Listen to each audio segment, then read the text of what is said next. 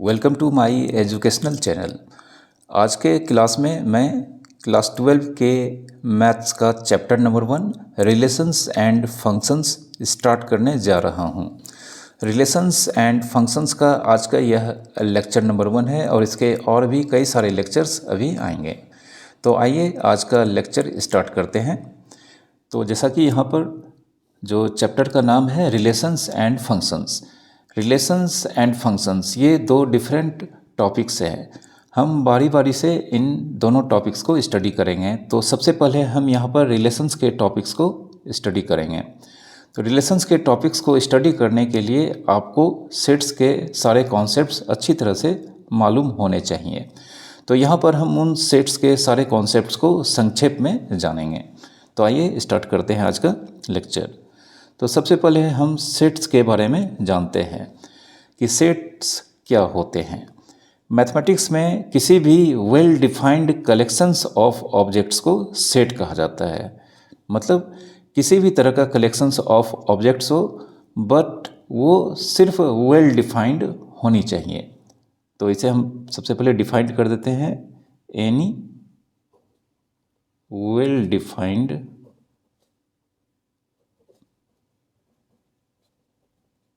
Collections of objects. Any well defined collection of objects क्या कहलाता है? सेट कहलाता है। एक एग्जांपल से हम इसे समझते हैं। तो जैसे एक एग्जांपल है जिसमें एक कलेक्शन है जिसके नाम को यहाँ पर एक्स कहा गया है और इसका डिस्क्रिप्शन है ऑल दी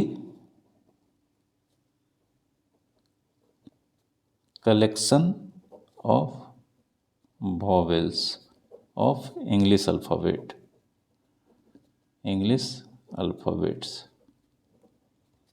ठीक है। अब इस कलेक्शंस का जो डिस्क्रिप्शन दिया गया है, तो हम जानते हैं इंग्लिश में टोटल 26 अल्फ़ाबेट्स होते हैं और इन 26 अल्फ़ाबेट्स में से मात्र 5 ऐसे अल्फ़ाबेट्स होते हैं जो कि यहाँ पर AEIOU, सिर्फ ये 5 ऐसे अल्फ़ाबेट्स हैं जो कि वॉवेल्स के कैटेगरी में आते हैं। तो यहाँ पर यह 5 लेटर्स का कलेक्शंस एक वेल डिफाइंड कलेक्शंस को रिप्रेजेंट करता है और इस कलेक्शंस को ये वर्ड वॉवेल्स वेल डिफाइंड यहाँ पर इसे बनाता है। तो यहाँ पर यह 5 लेटर्स का कलेक्शन एक सेट को रिप्रेजेंट करता है, क्योंकि यह एक well defined collections of object है। किसी भी लेटर्स में इस 5 लेटर्स के एक्सेप्ट किसी भी लेटर्स में वॉवेल्स होने के लिए एलिजिबिलिटी नहीं होती है। ठीक है।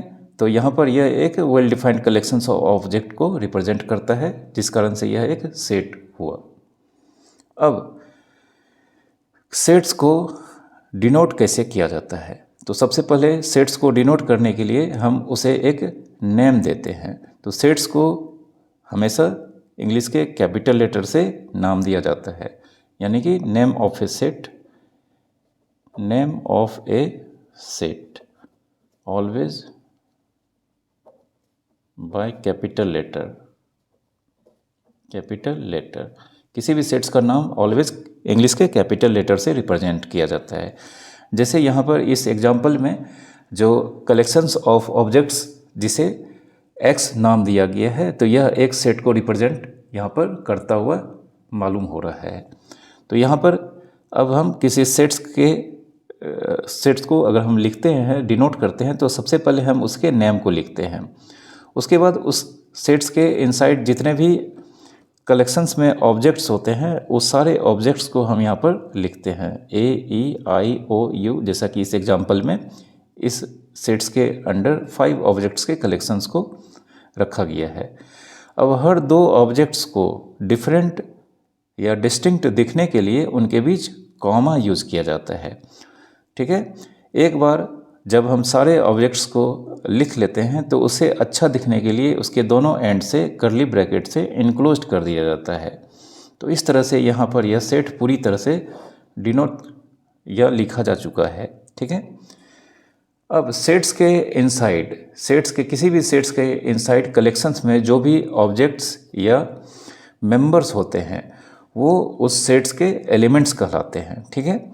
तो यहाँ पर इस सेट्स के अंडर ये 5 ऑब्जेक्ट्स या लेटर्स का कलेक्शंस है जो इसके 5 एलिमेंट्स कहलाएंगे। ठीक है, तो सेट्स में एलिमेंट्स को यूज़ करने के लिए जिस सिंबल को यूज़ किया जाता है वह सिंबल कुछ ऐसा होता है। यह एप्सिलॉन है, इसे एप्सिलॉन कहा जाता है। यह एप्सिलॉन का सिंबल है, इसे इस सेट में यूज़ किया जाता है, यूज्ड फॉर एलिमेंट्स। ठीक है, अब कैसे हम इसे एक्सप्रेस करेंगे, जैसे कि यह सेट के अंदर ये 5 मेंबर्स हैं या 5 ऑब्जेक्ट्स हैं जिसे अब हम एलिमेंट्स के नाम से जानेंगे। तो यहाँ पर वॉवेल ए इस सेट एक्स का एलिमेंट है, तो सबसे पहले हम एलिमेंट के नाम को लिखते हैं, उसके बाद हम एलिमेंट के सिंबल जो कि एप्सिलॉन है इसे लिखते हैं। अब इसके बाद हम सेट्स के नेम को जस्ट उसके बाद लिखते हैं। ठीक है, तो यहाँ पर यह पढ़ा जाएगा, यहाँ पे इसे पढ़ा जाएगा A is belongs to set X. ठीक है, vowel A belongs to set X, इसे इस तरह से यहाँ पे रीड किया जाएगा। उसी तरह से एक दूसरा एलिमेंट ई, इसे भी हम इस तरह से एक्सप्रेस करेंगे, ई उसके बाद एलिमेंट का सिंबल और सेट का नाम, और इसे हम फिर से रीड करेंगे E belongs to set X. ठीक है, E belongs to set X, E belongs to set X. ठीक है, उसी तरह से I belongs to set X, O belongs to set X, U belongs to set X, इस तरह से हम लिख सकते हैं और पढ़ सकते हैं। ठीक है, अब हम देख सकते हैं यहाँ पर बहुत सारे लेटर्स जो वॉवेल्स में नहीं आते हैं, तो यहाँ पे अगर हम लिख दें कि बी क्या सेट एक्स के इनसाइड बिलोंग्स करता है, तो नहीं करता है, तो इसे हम सिंबॉलिक फॉर्म में इस तरह से लिखेंगे। चूँकि यह बी सेट एक्स से बिलोंग्स नहीं करता है, तो यहाँ पे एलिमेंट का सिंबल लिखकर उसे साइलेंटली कट करना है, और यह यहाँ पे रीड किया जाएगा B does not belongs to set X. ठीक है, तो यह सेट को रिप्रेजेंट करने का तरीका हो गया। अब किसी भी सेट्स को एक्सप्रेस करने का, किसी भी सेट्स को लिखने का 2 तरीका होता है, return form of a set, return form of a set. ठीक है, किसी भी सेट्स को लिखने का या एक्सप्रेस करने का 2 तरीका होता है, 2 मेथड होता है। जो पहला मेथड है इसे कहा जाता है रोस्टर और टेबुलर फॉर्म। ठीक है, जो फर्स्ट मेथड है जिसे हम रोस्टर या टेबुलर फॉर्म कहते हैं, इस फॉर्म में बेसिकली किसी भी सेट्स के इनसाइड जितने भी एलिमेंट्स होते हैं वो सारे एलिमेंट्स विजिबल होते हैं। ठीक है, जैसे x, ऑल दी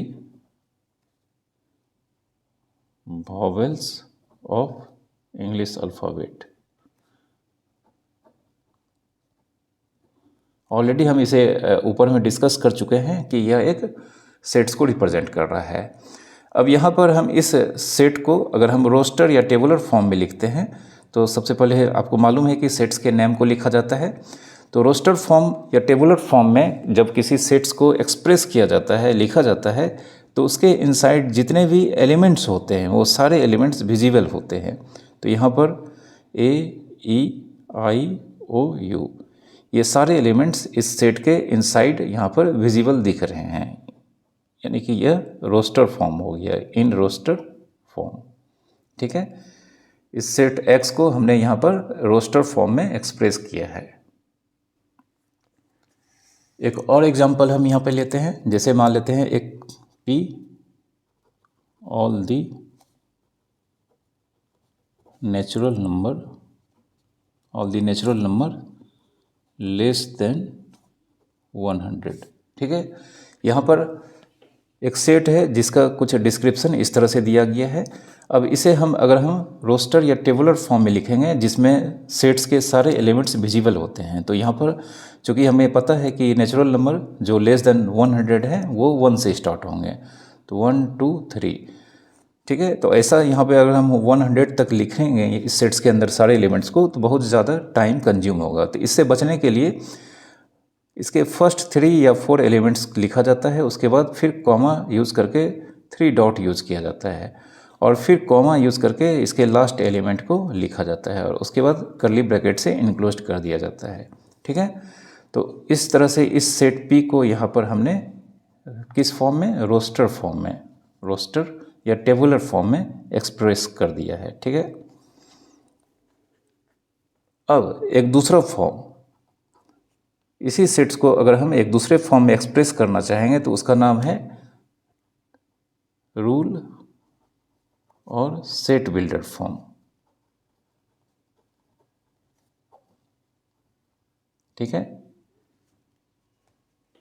दूसरे सेट के इसी सेट को अगर हम दूसरे फॉर्म में एक्सप्रेस करेंगे जिसे कहा जाता है रूल फॉर्म या set builder form. Rule form और सेट बिल्डर फॉर्म में किसी सेट को जब हम एक्सप्रेस करते हैं तो उसके इनसाइड किसी भी एलिमेंट को दिखाया नहीं जाता है, बल्कि सारे एलिमेंट्स को हम एक वेरिएबल के थ्रू यूज़ करते हैं। ठीक है, मतलब एक वेरिएबल यूज़ करते हैं और उस वेरिएबल के सारे वैल्यूज़ उस सेट्स के अंदर जितने भी एलिमेंट्स होंगे वो सारे उस वेरिएबल्स के वैल्यू को रिप्रेजेंट करता है। जैसे पिछले एग्जाम्पल में हमने x के बारे में लिखा था,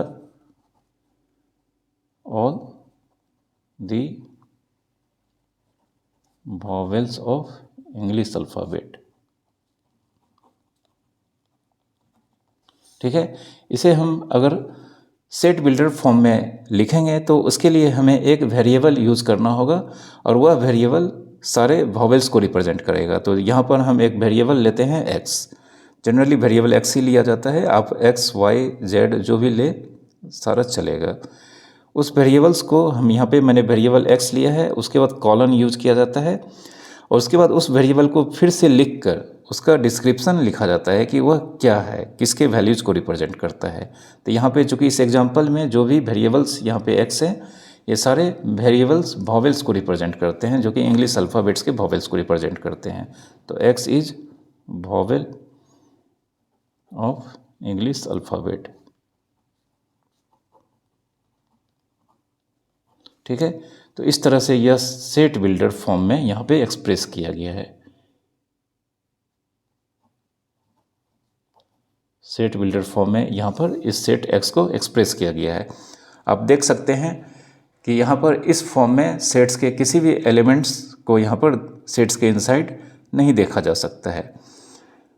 ठीक है, तो जब सेट्स के इनसाइड सेट के किसी भी एलिमेंट्स को एग्जैक्टली नहीं देखा जा सकता है तो उस फॉर्म को हम लोग सेट बिल्डर फॉर्म कहते हैं। और सेट बिल्डर फॉर्म में ऑलवेज सेट्स के सारे एलिमेंट्स को एक वेरिएबल के थ्रू एक्सप्रेस किया जाता है।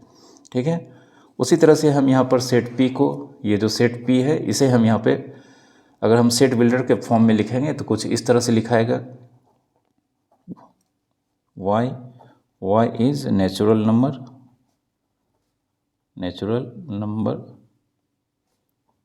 Less than 100।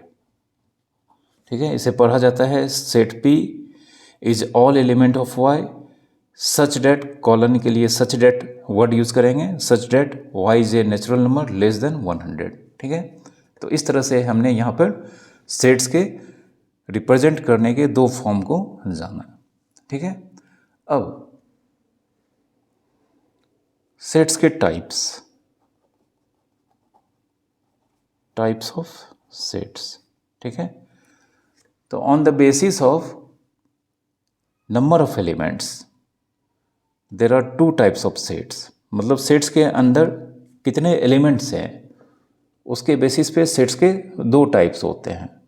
पहला फाइनाइट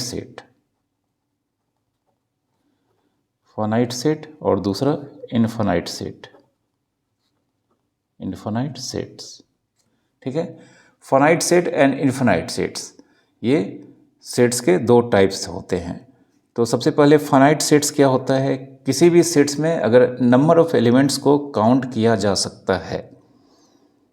ठीक है, अगर किसी भी सेट्स के under number of elements countable हैं तो उस सेट्स को हम फाइनाइट सेट्स कहते हैं। Finite set, any set having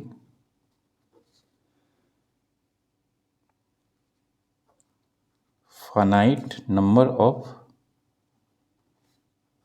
elements. किसी भी सेट्स जिसमें number of elements finite numbers होंगे, मतलब काउंट किए जा सकते हैं, उसे फाइनाइट सेट कहा जाता है। ठीक है, जैसे एक एग्जांपल लेते हैं, एक सेट ए है, इसके अंदर ए ई आई ओ यू। ठीक है, तो यह हम देख सकते हैं इसके अंदर टोटल 5 एलिमेंट्स हैं, इसलिए यह एक एग्जांपल हो गया फाइनाइट सेट का, फाइनाइट सेट का। ठीक है, फाइनाइट सेट्स के under always number of elements को काउंट किया जा सकता है। ठीक है, अब फाइनाइट सेट से रिलेटेड एक टर्म आता है, cardinal number of finite sets. ठीक है, कार्डिनल नंबर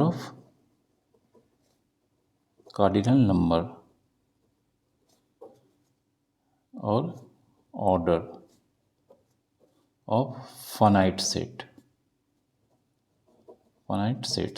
ठीक है, कार्डिनल नंबर या ऑर्डर यह ऑलवेज फाइनाइट सेट्स के ही होते हैं। ये होते क्या हैं, किसी भी फाइनाइट सेट्स के अंदर टोटल नंबर ऑफ एलिमेंट्स के जो वैल्यूज़ होते हैं वही उसका कार्डिनल नंबर कहलाता है। ठीक है, यानी कि total numbers of elements in any finite sets is called their cardinal number. ठीक है, जैसे अगर हम मान लेते हैं एक सेट है ए, एक ऐसा है फाइनाइट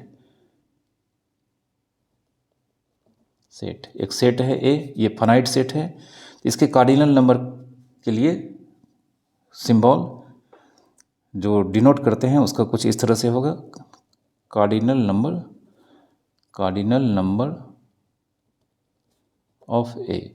इसके लिए जो सिंबल यूज किया जाता है वह सबसे पहले हम एक स्मॉल n लिखेंगे, उसके बाद स्मॉल ब्रैकेट के इनसाइड सेट का नाम लिखा जाता है।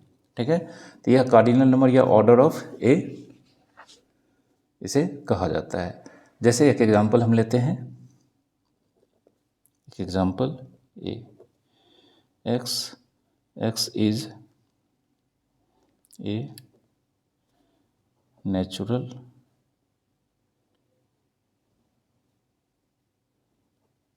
Number less than 100। ठीक है, x set A all element of x where x is a natural number less than 100। ठीक है, तो हम जानते हैं यहाँ पर a के इनसाइड जो एलिमेंट्स होंगे 1 2 3 अप टू 99। तो अगर इसके अंडर सारे एलिमेंट्स को काउंट किया जाएगा तो टोटल 99 एलिमेंट्स होंगे, तो therefore cardinal number of set ए 99। ठीक है, कार्डिनल नंबर ऑफ सेट ए यहाँ इस एग्जांपल में टोटल 99 होंगे। तो ये कार्डिनल नंबर सेट ए के वैल्यूज को, सेट्स ए के नंबर ऑफ एलिमेंट्स को रिप्रेजेंट कर रहा है। ठीक है, तो आपको हमेशा याद रखना है कि कार्डिनल नंबर हमेशा फाइनाइट सेट के लिए ही एप्लीकेबल होंगे। ठीक है, अब दूसरा सेट जो है वो इनफाइनाइट सेट्स क्या होते हैं, किसी भी सेट्स में जिसमें नंबर ऑफ एलिमेंट्स को काउंट नहीं किया जा सकता है। किसी भी सेट जिसमें नंबर ऑफ एलिमेंट्स को अगर हम काउंट नहीं कर सकते हैं, मतलब काउंटलेस एलिमेंट्स हैं, तो उसे हम इनफाइनाइट सेट्स कहते हैं। ठीक है, any set having infinite number of elements. ठीक है, जैसे एक एग्जांपल, और सेट ऑफ नेचुरल नंबर्स। ठीक है, एक सेट है R जिसका नाम है, और यह सेट ऑफ नेचुरल नंबर्स को रिप्रेजेंट कर रहा है। तो अगर हम इसमें लिखेंगे इसके एलिमेंट्स को, तो हम जानते हैं 1 2 3 काउंटलेस एलिमेंट्स हैं। तो इसे लिखने के लिए इसे लिखने के लिए इसके फर्स्ट 3 या 4 एलिमेंट्स को लिखा जाता है, उसके बाद कॉमा लिखकर 3 डॉट देकर छोड़ दिया जाता है।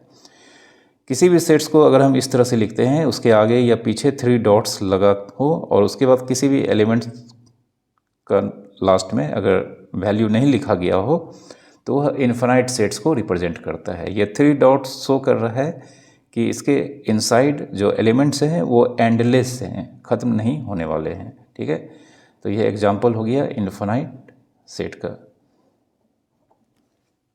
अब चूंकि इन्फिनाइट सेट्स के अंदर टोटल एलिमेंट्स काउंट नहीं किया जा सकता है, तो इसे कह सकते हैं कि इसका कार्डिनल नंबर डिफाइंड नहीं है। तो आपको याद रखना है कि कार्डिनल नंबर सिर्फ फाइनाइट सेट्स के डिफाइंड होते हैं, इन्फिनाइट सेट्स के कार्डिनल नंबर डिफाइंड नहीं होते हैं। ठीक है,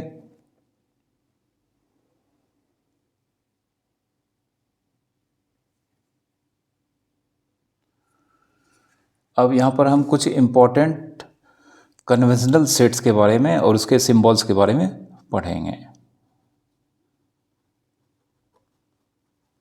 कन्वेंशनल सेट्स एंड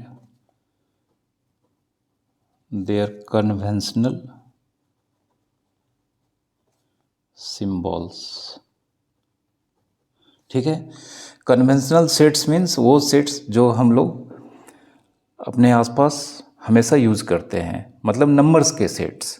ठीक है, conventional sets and their conventional symbols for numbers.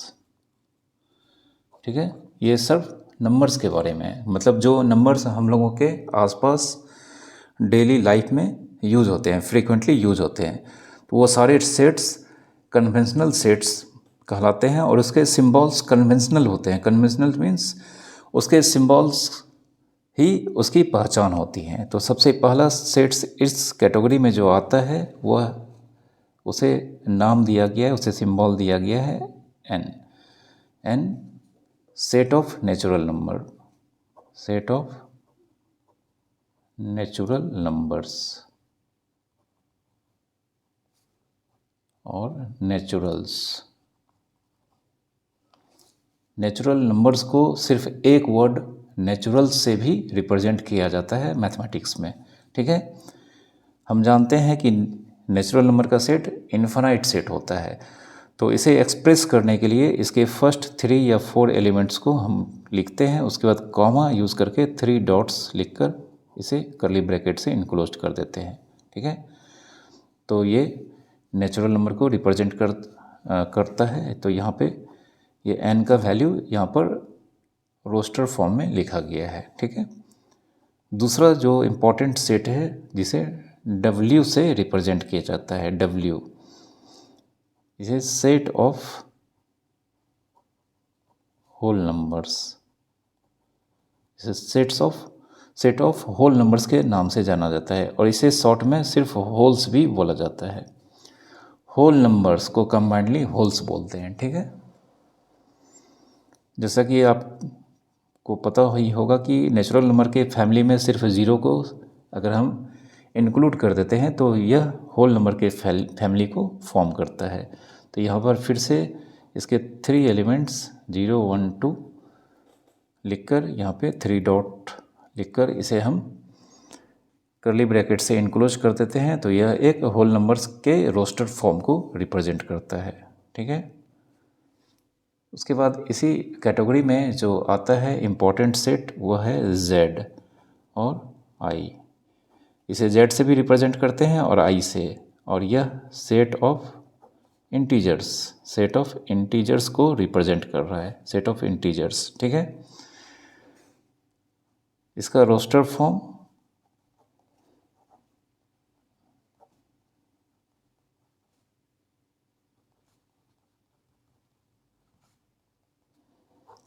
Form चूँकि हम लोग जानते हैं कि इंटीजर्स 3 तरह के होते हैं, positive integers, negative integers and neutral. तो 0 के राइट साइड जितने भी इंटीजर्स होते हैं वो सारे पॉजिटिव इंटीजर्स कहलाते हैं। 0 के लेफ़्ट साइड जितने भी इंटीजर्स होते हैं वो नेगेटिव इंटीजर्स कहलाते हैं। तो नेगेटिव इंटीजर्स काउंटलेस होते हैं, इसलिए हमने यहाँ पे कॉमा देके इसे हम 3 डॉट यूज़ किया है और ये बैकवर्ड डायरेक्शन में दिखाया गया है। उसी तरह से पॉजिटिव इंटीजर्स 1 2 3 लिखकर यह भी काउंटलेस होता है, यानी कि इन्फिनाइट्स होते हैं नंबर में, इसलिए यहाँ पर 1 2 3 लिख कर मैंने 3 डॉट्स यूज़ किया है। मतलब पॉजिटिव इंटीजर्स के नंबर्स भी इन्फिनाइट होते हैं। 0 एक न्यूट्रल इंटीजर है। 0 न्यूट्रल इंटीजर। 0 एक न्यूट्रल इंटीजर है, यानी कि अगर कहीं पर भी मैथमेटिक्स में कैलकुलेशन करने पर +0 आता है तो हम +0 नहीं लिखेंगे बल्कि सिर्फ 0 लिखेंगे।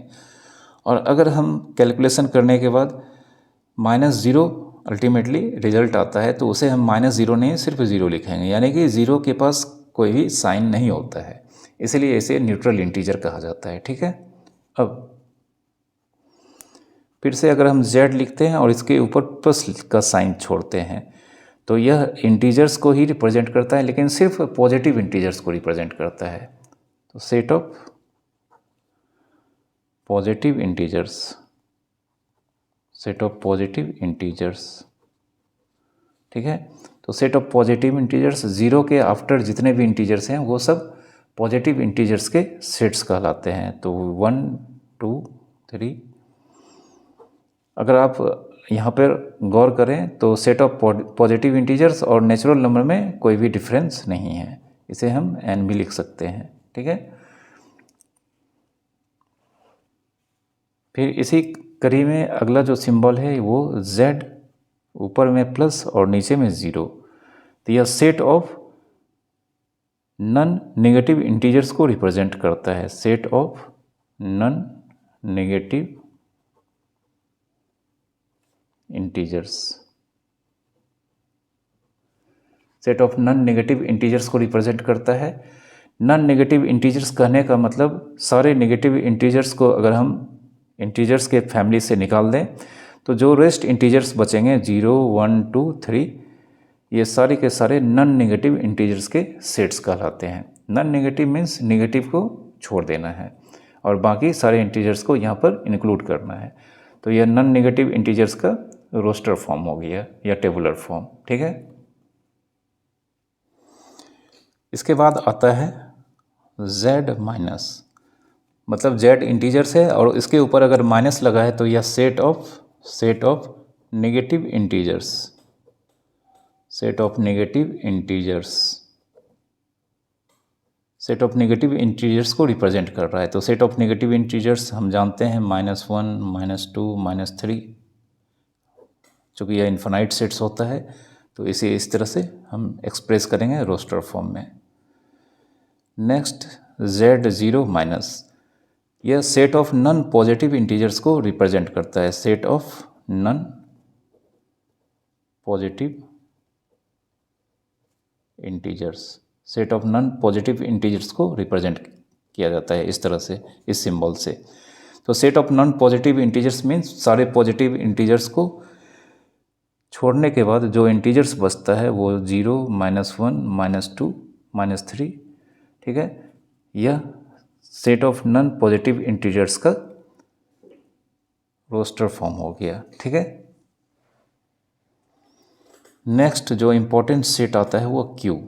ठीक है। Q को सेट ऑफ रेशनल नंबर कहा जाता है। Set of rational number, rational numbers, जितने भी रेशनल नंबर्स के सेट्स हैं, जितने भी रेशनल नंबर हैं वो रेशनल नंबर सेट Q के एलिमेंट्स होते हैं। अब Q का डिस्क्रिप्शन कुछ इस तरह से है कि all element of X where X is equals to P/Q। अब इसमें न्यूमरेटर P बिलोंग्स करता है इंटीजर से, न्यूमरेटर Q भी बिलोंग्स करता है इंटीजर से, but Q does not equals to 0। ठीक है। ये रेशनल नंबर का आपका सेट बिल्डर फॉर्म हो गया जिसमें all element of X is equals to P/Q where P belongs to Z and Q also belongs to Z but Q does not equals to 0। मतलब जितने भी रेशनल नंबर होते हैं वह P/Q के फॉर्म में होते हैं और P/Q के फॉर्म में होने से यहाँ पर P इंटीजर से अपना वैल्यू लेता है, Q भी अपना वैल्यू इंटीजर से लेता है, बट Q का वैल्यू चूँकि डिनोमिनेटर में है Q का वैल्यू 0 नहीं होना चाहिए। कुछ एग्जांपल यहाँ पे 2/3 बिलोंग्स टू Q, चूँकि 2 इंटीजर है 3 इंटीजर है इसलिए यह एलिमेंट हो गया एक रेशनल नंबर का। -3/11 it is also belongs to rational number. 7 + 7/-12 यह भी बिलोंग्स करेगा रेशनल नंबर से, ठीक है। उसी तरह से 11 को हम 11/1 यह भी बिलोंग्स करेगा रेशनल नंबर से। तो इस तरह से सारा इंटीजर्स को हम नीचे में बाय 1 लगाकर लिख सकते हैं और इस तरह से वह रेशनल नंबर को रिप्रेजेंट करेगा, यानी कि सारा इंटीजर्स भी रेशनल नंबर को रिप्रेजेंट करता है, ठीक है।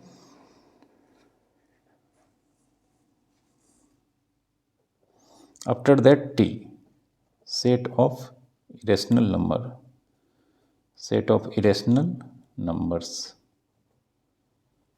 सेट ऑफ इरेशनल नंबर इसका डिस्क्रिप्शन है यहाँ पर सेट बिल्डर फॉर्म में। All element of x where x equals to p/q but x does not belongs to q, ठीक है। मतलब इरेशनल नंबर का फॉर्म भी p/q के फॉर्म में होगा, लेकिन यहाँ पर p/q के फॉर्म में होते हुए भी यह एलिमेंट x रेशनल नंबर नहीं होना चाहिए। कुछ एग्जांपल्स हम यहाँ पे लेते हैं, जैसे 2/√3। तो हम जानते हैं इंटीजर ऊपर में इंटीजर है, नीचे का यह नंबर इंटीजर नहीं है, तो यह रेशनल नंबर को रिप्रेजेंट नहीं कर रहा है, तो it is belongs to T। √7 का मतलब √7/1, तो यह भी p/q के फॉर्म में है। ऊपर का नंबर इंटीजर नहीं है, नीचे का नंबर इंटीजर है, इसलिए यह रेशनल नहीं होगा। रेशनल नहीं होगा तो यह इरेशनल होगा। तो कह सकते हैं it does not belongs to Q, तो देयरफॉर √7 बिलोंग्स टू T, ठीक है। यानी कि जो नंबर रेशनल नहीं होगा तो वह इरेशनल ऑलवेज होगा। अगर कोई नंबर रेशनल नंबर नहीं है तो वह इरेशनल होगा, और अगर कोई नंबर इरेशनल नहीं है तो वह ऑलवेज रेशनल नंबर होगा, ठीक है। इसे आपको याद रखना है।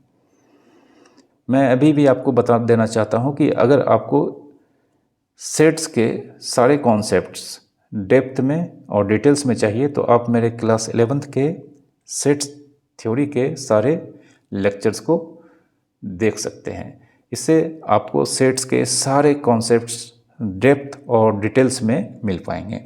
यहाँ पर चूँकि हमें मेनली अपने टॉपिक्स को रिलेशंस पर फोकस रखना है, तो इसलिए यहाँ पर मैंने इन सारे फैक्ट्स को बहुत ही शॉर्ट फॉर्म में बताया है। नेक्स्ट इम्पोर्टेंट सेट जो है वह उसे R से रिप्रेजेंट किया जाता है, और इसे कहा जाता है set of real numbers, set of real numbers, ठीक है। इसका सेट बिल्डर फॉर्म कुछ इस तरह से है कि all element of x where x is either rational और इरेशनल, ठीक है। यानी कि रेशनल नंबर हो या इरेशनल नंबर हो वह रियल नंबर होंगे। सारे रेशनल नंबर और सारे इरेशनल नंबर को अगर मिक्स कर दिया जाए तो जो नया नंबर का फैमिली फॉर्म होगा उसे रियल नंबर की फैमिली कहा जाता है। तो जैसे एग्जांपल √2/3 हम जानते हैं यह इरेशनल नंबर है, इसलिए यह रियल नंबर है। 11/2 यह भी रियल नंबर है चूँकि यह रेशनल है। √7/2 + √3 यह भी रियल नंबर है, ठीक है। तो उम्मीद करता हूँ कि इस लेक्चर में मैंने जितने भी फैक्ट्स को पढ़ाया है आप उसे अच्छी तरह से समझ गए होंगे, और आपको इसे अच्छी तरह से समझ करके याद रखना है, चूँकि रिलेशंस के कॉन्सेप्ट्स में ये सारे टर्म, ये सारे सेट्स के कॉन्सेप्ट्स यूज होंगे। आपको अगर मेरे ये लेक्चर पसंद आ रहे हैं, अच्छी तरह से समझ में आ रहे हैं, तो आप मेरे इस लेक्चर्स को, इस वीडियो को लाइक कर दें और अपने ज़रूरतमंद लोगों के बीच इसे ज़रूर शेयर करें। Thank you.